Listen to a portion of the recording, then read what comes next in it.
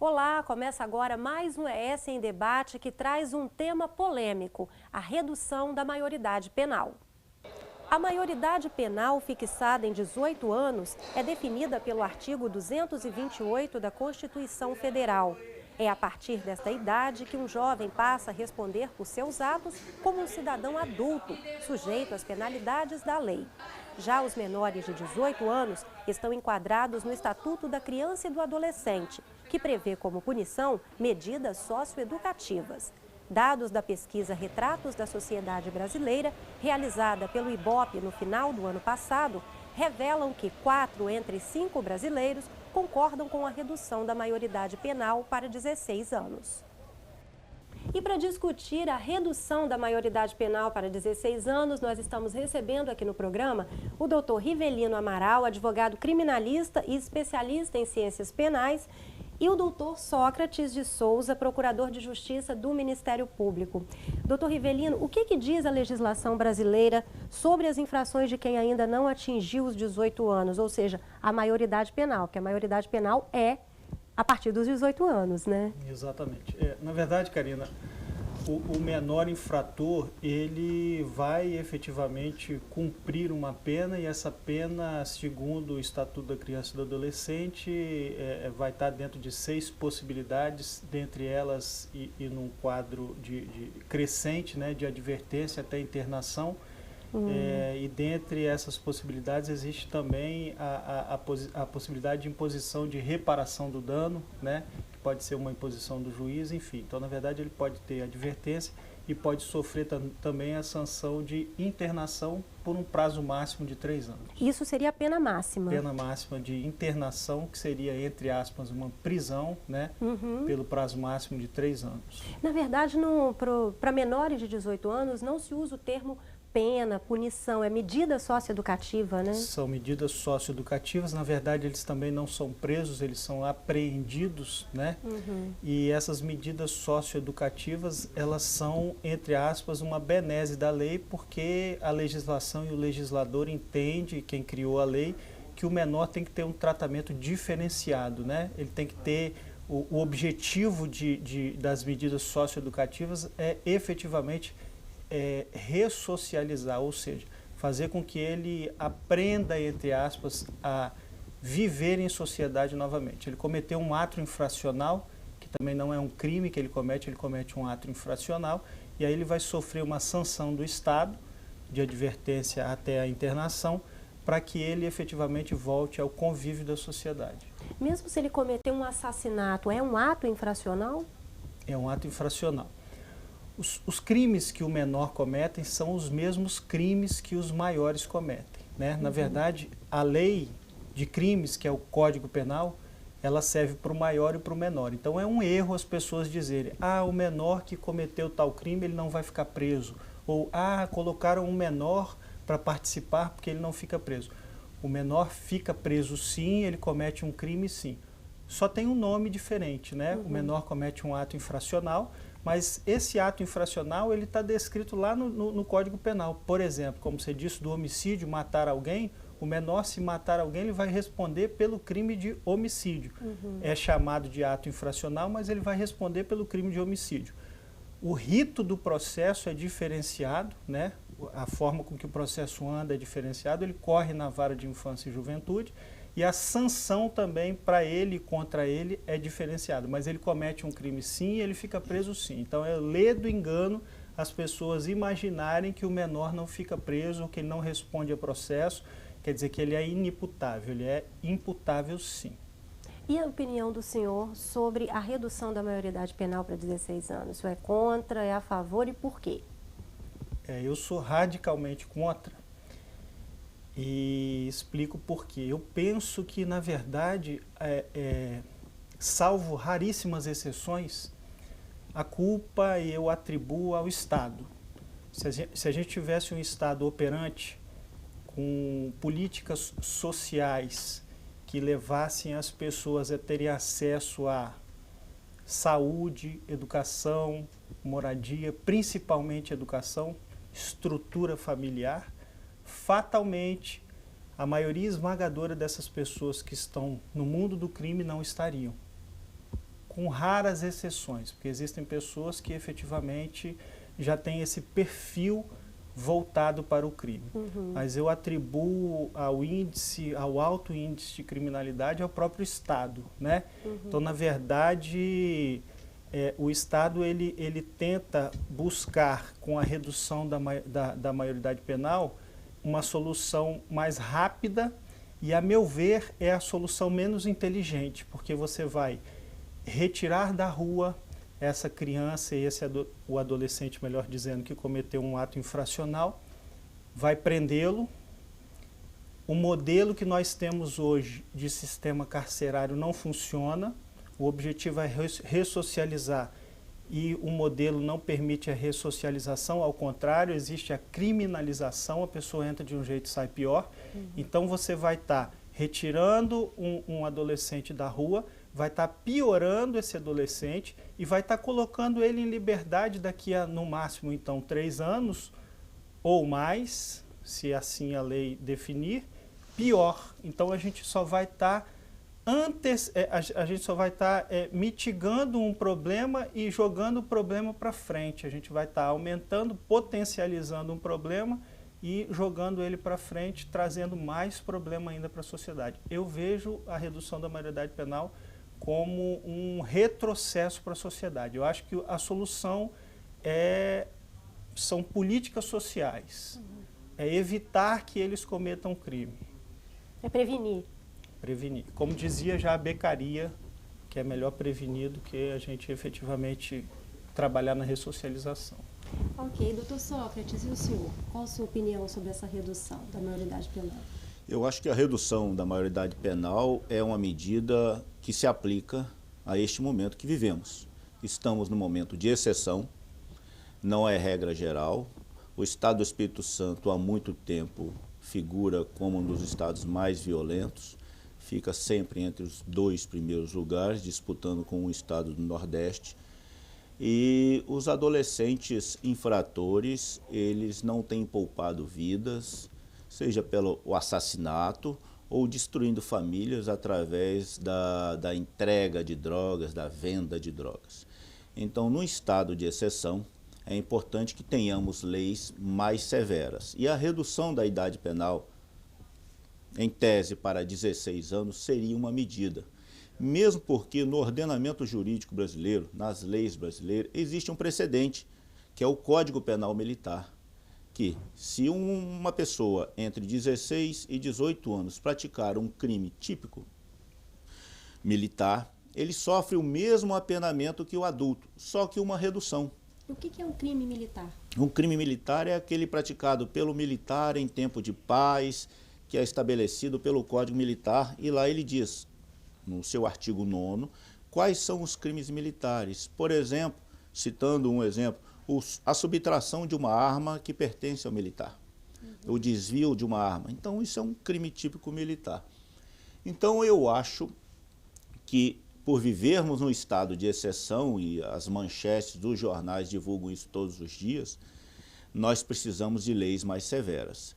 É importante frisar também que a mudança da legislação, ela passa primeiramente por uma alteração da Constituição. Se não alterar a Constituição, nenhuma discussão sobre esse tema tem prosseguimento. Existe uma proposta de emenda constitucional tramitando, inclusive no Congresso, no Senado, né, uma proposta do senador José Roberto Arruda, que reduz para 16 anos a idade para imputabilidade penal, né, ou seja, o jovem de 16 anos já vai poder assumir as consequências dos seus atos, né, de acordo com a penalidade, com as penalidades previstas no Código Penal. E também essa proposta, ela trata de forma diferenciada os infratores na faixa entre os 16 e os 18. Sim.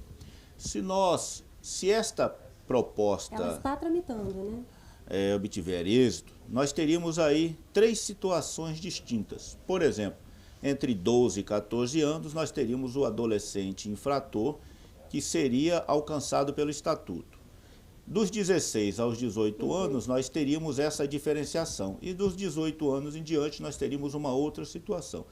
Então, para o adolescente que comete um ato infracional, ele poderia receber no máximo uma internação de até 3 anos e a cada 6 meses passaria por uma análise de uma equipe multidisciplinar. Dos 16 aos 18 anos nós teríamos essa situação nova trazida pela PEC.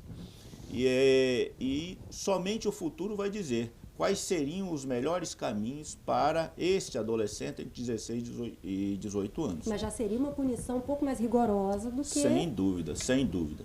Uma outra alternativa que apresentamos, né, que nós temos defendido é o seguinte: mudança no próprio Estatuto da Criança e Adolescente. Não mexeríamos na Constituição, porque é uma questão muito traumática mexer na Constituição, porque uns defendem que a questão da menoridade não pode ser alterada, né? E outros que defendem que ela pode ser alterada.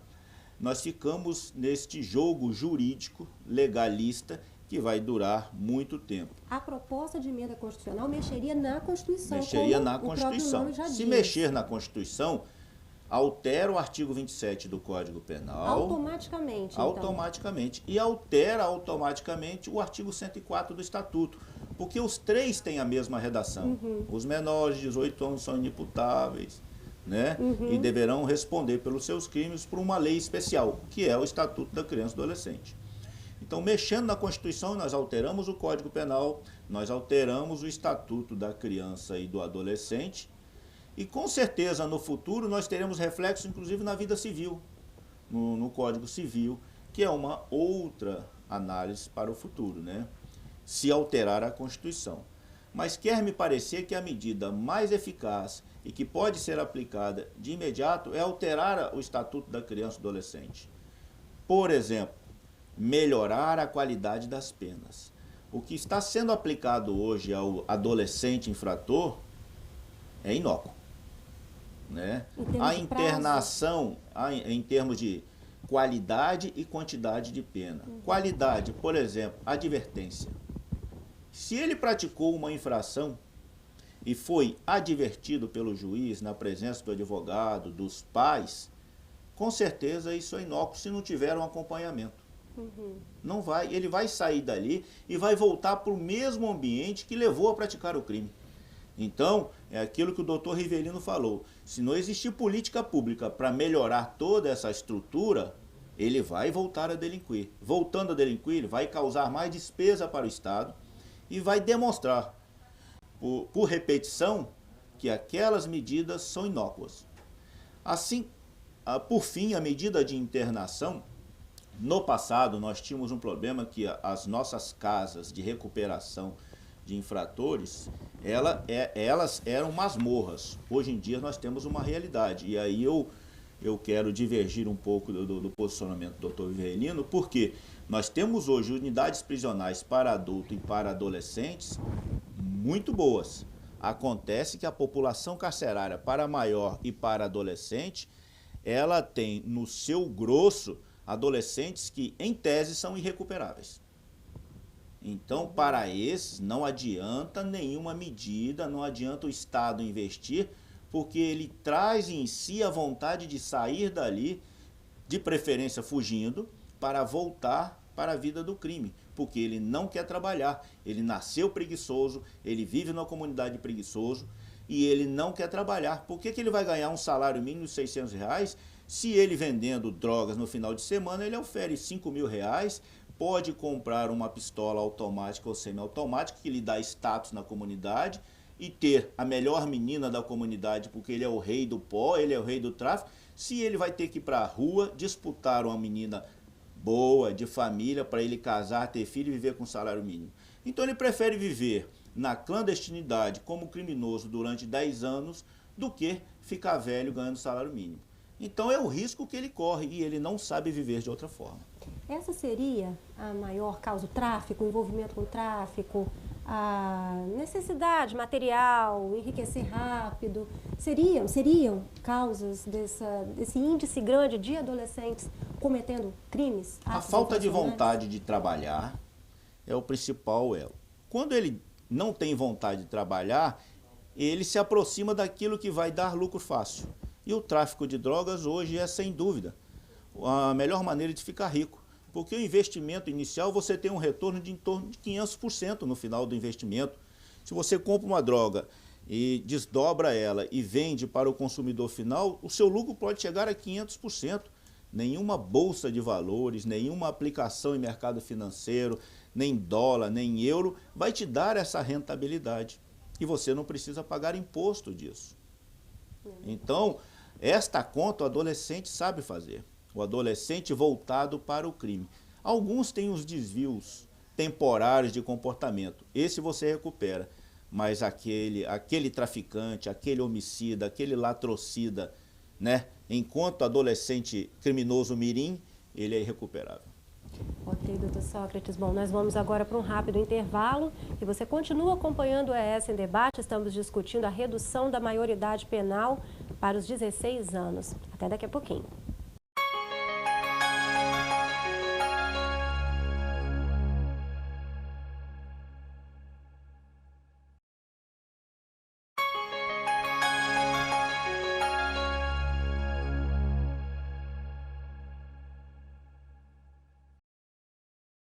De volta com o ES em Debate, hoje estamos discutindo a redução da maioridade penal. Estamos recebendo aqui no programa o doutor Sócrates de Souza, que é procurador de Justiça do Ministério Público, e o doutor Rivelino Amaral, advogado criminalista e especialista em ciências penais. Não estamos falando de futebol, eu não podia deixar de fazer esse trocadilho com vocês, né? Rivelino e Sócrates aqui. Estamos falando de um assunto polêmico, né? A redução da maioridade penal. Doutor Rivelino, como é a legislação brasileira em relação a outros países? É mais branda? É mais rígida? Karina, o direito comparado que a gente chama, né, com relação a outros países, a gente poderia citar, por exemplo, os Estados Unidos. Existem estados nos Estados Unidos que a maioridade penal é com 6 anos de idade. Ocorre, todavia, que a gente pode comparar o Brasil com outros países, com a Suécia, com os Estados Unidos, em decorrência da própria estrutura do país, né? Estrutura econômica, enfim. E é importante destacar também nessa discussão que existe uma interpretação talvez equivocada. A redução da maioridade de 18 anos para 16 anos, algumas pessoas podem entender que os menores de 18 anos, como eu já disse, vou repisar, não são sancionados, não sofrem nenhuma sanção pelo Estado. Sofrem sim. A maioridade penal, entre aspas, do nosso país é 12 anos. A partir dos 12 anos ele já é imputável, né? Porque, na verdade, o Estatuto da Criança e do Adolescente, ele tem os marcos. Até 12 anos considera-se criança, de 12 até completar 18 ele é adolescente. Até né? os 12 é inimputável. Ele é inimputável, ou seja, ele não sofre sanção nenhuma. Qualquer crime que ele cometa, ou ato infracional, ele não comete crime nenhum. E a partir dos 12 anos ele já sofre sanção do Estado. Então a maioridade, entre aspas, é a partir dos 12 anos, né? E as pessoas interpretam de forma equivocada. Interpretam que a maioridade é dos 18 anos. Não é. O adolescente já é imputável a partir dos 12 anos. Então, no nosso país, a imputabilidade surge a partir dos 12 anos de idade. Então, o adolescente, a partir dos 12 anos de idade, já responde pelos atos praticados por ele. Mas ele não comete crime. Não, ele não comete crime, ele comete ato infracional, mas é a mesma coisa. Mas é de uma forma progressiva. De uma forma progressiva, né? Porque o legislador, quem criou a lei, inteligentemente criou a lei para dar um amparo melhor para essas pessoas que estão ainda em formação. Óbvio, naturalmente, que da onde surgiu essa coisa de colocar-se um marco nos 12 anos? De estudos, os estudos psicológicos, enfim, apontaram que a pessoa, a partir dos 12 anos e até os 18 anos, ele está indo em formação. E o entendimento é que ele ainda não conhece, não entende, e aí essa é a discussão, o caráter ilícito da ação, ou ele não tem noção das consequências, real noção das consequências. E aí a discussão é a seguinte: foi como o doutor Sócrates colocou. Existem adolescentes hoje com 17 anos que são extremamente violentos, que cometem crimes bárbaros, homicídios bárbaros, que estão comandando o tráfico de drogas. Lógico, existem criminosos contumazes que são menores de 18 anos, mas são exceção. E, a meu ver, são fruto da sociedade desigual. Fatalmente, a maioria esmagadora dessas pessoas que estão no tráfico, se tivesse uma estrutura familiar. Se você for fazer um estudo de quem está sendo submetido ao tribunal do júri, por exemplo, 99,99% dízima periódica de 9. A mãe é mãe, o filho não conhece o pai, a mãe trabalha o dia inteiro, ele mora com 2, 3 irmãos e ele cuida dos irmãos, e aí ele é assediado pelo tráfico, como o Dr. Sócrates colocou muito bem, para ele ter as coisas que ele gostaria de ter, a roupa de marca, o tênis de marca, o cordão de prata, enfim. E aí ele vai querer ter. Por quê? Porque ele não tem condição de ter, porque a mãe dele ganha R$600. Como que a mãe dele vai oportunizar ele a estudar numa boa escola, a falar inglês, a ter as coisas materiais que ele gostaria de ter? Não vai ter. E aí ele vai querer ter a qualquer custo. Ah, mas ele é um criminoso. Mas se você tivesse feito um trabalho lá atrás, social, se ele tivesse tido uma estrutura, e a estrutura como um todo, de moradia, de saúde, de alimentação, de educação, bons professores, enfim, fatalmente ele não chegaria a esse ponto. Essas seriam as políticas públicas que o senhor citou, Sem quando o dúvida senhor se nenhuma. colocou a favor, né, aliás, dúvida contra a redução da maioridade penal. Eu acho que esse é o ponto nodal, né? Mas é simples falar, políticas sociais, investimentos. É simples para eu dizer isso, mas é muito complexo, né?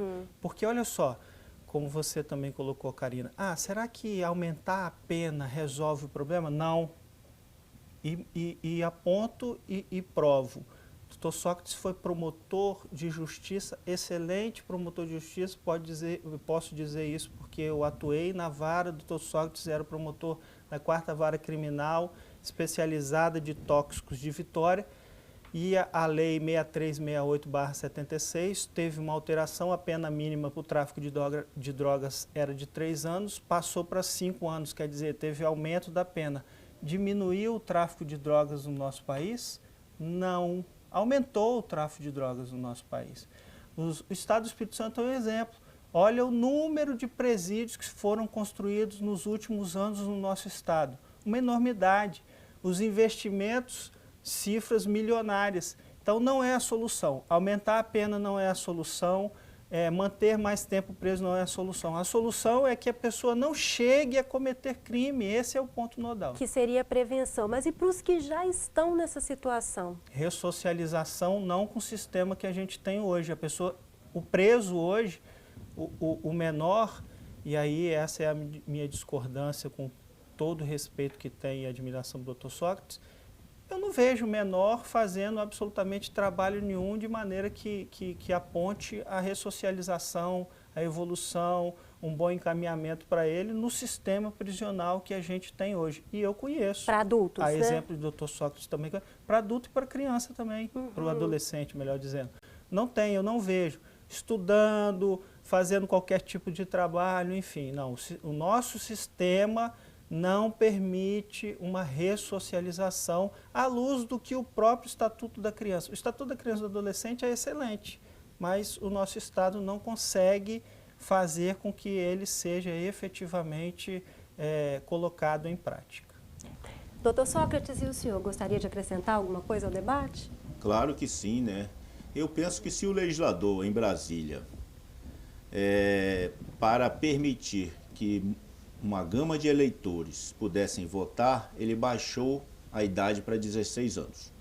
Então, se o eleitor entre 16 e 18 anos, ele pode escolher o presidente da República, os senadores, os deputados federais, o governador, os deputados estaduais, prefeitos e vereadores, e também um reitor de uma universidade e tantas outras pessoas que podem galgar um cargo, ele pode perfeitamente responder pelos seus atos. Porque se ele escolhe um presidente, que é um ato de grande responsabilidade, ele tem capacidade, no meu entender, dependendo de uma avaliação de uma equipe multidisciplinar, de responder também pelos seus atos penais. Então, por esta razão, o meu raciocínio permite concluir que a redução da idade penal, da maioridade penal para 16 anos, ela é perfeitamente viável no Estado brasileiro. Agora, isso depende muito de política, isso depende muito de acordos em Brasília, que nós, efetivamente, podemos contribuir acrescentando ideias. Mas a palavra final é sempre do legislador que está em Brasília, que aí sofre uma série de intervenções, de interferências, mas, via de regra, estão sempre assessorados por grandes juristas que podem apontar o melhor caminho para o Estado brasileiro. Mas, repito, penso que a mudança no Estatuto da Criança e do Adolescente para melhorar a qualidade e a quantidade da pena pode ser feita de forma menos traumática do que mudar a Constituição Federal. De uma forma mais rápida também, E muito mais rápida e muito mais eficaz. Porque hoje nós estamos observando que o adolescente, ele está matando, ele está roubando, ele está traficando drogas. E nesta linha de raciocínio, o Supremo Tribunal Federal e o Superior Tribunal de Justiça estão permitindo que um traficante responda a pena em liberdade, quando ele recebe uma pena, no máximo é de 1 ano e 10 meses, 2 anos, e ele pode prestar serviço à comunidade. Olha, se ele nunca quis trabalhar na vida e optou por vender droga, não vai ser uma prestação de serviço à comunidade, de fiscalização inócua, que vai retomar esse homem para o caminho do bem, vai ressocializá-lo, porque muitas vezes ele não foi sequer socializado. Então ele, como o doutor Rivelino falou, ele vem de uma estrutura familiar corroída. Hoje a família aparentemente não tem o mesmo valor, né? A mãe muitas vezes cuida dos filhos sozinha, porque o pai constituiu outra família, abandonou ou está preso. E quando o chefe da família, né, ele está preso por tráfico de drogas, via de regra, a mãe assume o tráfico. Quando a mãe vai presa também, o filho mais velho assume, é uma cadeia sucessória e com o tempo todo mundo está preso daquela família. Então aquilo deixa de ser uma família nos moldes que nós conhecemos, que a legislação, a Constituição criou para isso. Então tudo isso fica desvirtuado quando não se tem um comando. E quando a família perde o comando do filho, o Estado tem que assumir. Não existe hoje no ordenamento jurídico brasileiro nenhuma pena que possa se equivaler à pena restritiva da liberdade. Todas as outras não estão se mostrando ineficazes, porque nós observamos hoje, somente para tomar por base a Grande Vitória, nós temos aproximadamente 12 mil pessoas que precisam ser presas, porque são perigosos. Nós não temos estabelecimento para isso. Se tivéssemos todos esses homens presos, homens e mulheres, com certeza nós teríamos uma sociedade muito mais tranquila. Mas infelizmente nós vamos ter que conviver com isso, porque o Estado, se não conseguiu investir nos últimos 20 anos em presídios para abrigar essa população que nós temos aí, não vai ser agora que ele vai construir presídio para abrigar mais 12 mil homens. E desta forma nós vamos ficar, como nós falamos normalmente, enxugando o gelo. Ou nós mudamos a legislação para impor medidas mais rigorosas, ou nós vamos observar cada vez mais o crime se aproximando de nossas casas, dos nossos filhos. E nós temos que analisar também, numa outra perspectiva, quando o nosso filho é criminoso. Será que nós queremos também esta realidade que eu estou passando? Então isso tudo faz parte de uma análise que precisa ser muito mais aprofundada. E o debate neste tema não vai se encerrar aqui, eu tenho certeza que ele vai se estender por todo o Brasil. Nós temos correntes pró e contra a redução da idade penal. Eu estou convicto que a redução da idade penal é o melhor caminho. Ok, infelizmente nosso tempo acabou. Hoje nós discutimos sobre a redução da maioridade penal para 16 anos. Este foi o tema, né, polêmico do ES em Debate. Eu agradeço a sua companhia e continue acompanhando a nossa programação. TV Assembleia, Canal Cidadão.